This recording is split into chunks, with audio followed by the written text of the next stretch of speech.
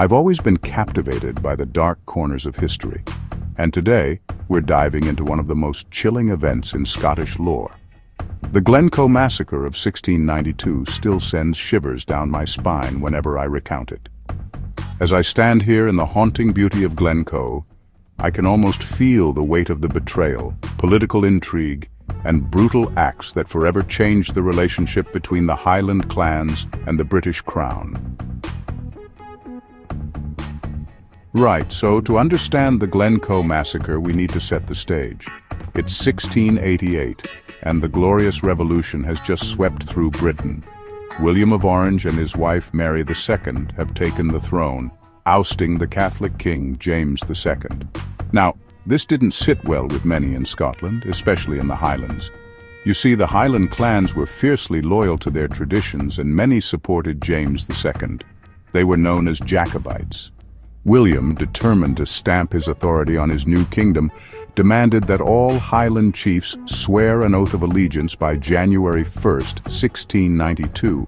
It was a bold move, essentially forcing these proud clan leaders to choose between their traditional loyalties and the new regime. The consequences for refusing, well, they were promised to be severe. Now let's turn to the MacDonalds of Glencoe. Their chief, Alasdair MacIain, found himself in a bit of a pickle. On February 1st, around 120 men led by Captain Robert Campbell arrived in Glencoe, claiming to seek shelter. The MacDonalds, following the sacred Highland code of hospitality, took them in. But on the night of February 13th, the Campbells turned on their hosts. In the dark of night, they began their slaughter. Those who weren't cut down in their homes fled into the freezing mountains, many dying from exposure. The mastermind behind this atrocity was Sir John Dalrymple, the Master of Stair and William's Secretary of State for Scotland. You see, the massacre became a rallying cry for Jacobite sentiment. It deepened the rift between the Highlands and the government in London, fueling resentment that would simmer for decades. And culturally, well, it left an indelible mark. The Glencoe Massacre found its way into Scottish ballads, poetry, and folklore. It became a symbol of betrayal, yes, but also of Highland resilience.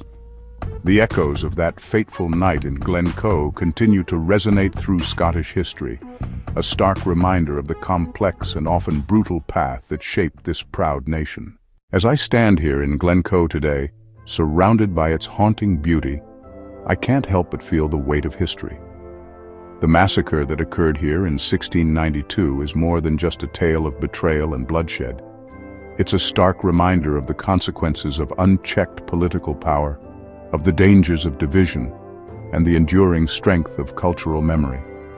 The echoes of that fateful night still resonate through these valleys, urging us to remember, to reflect, and to learn from the dark chapters of our past.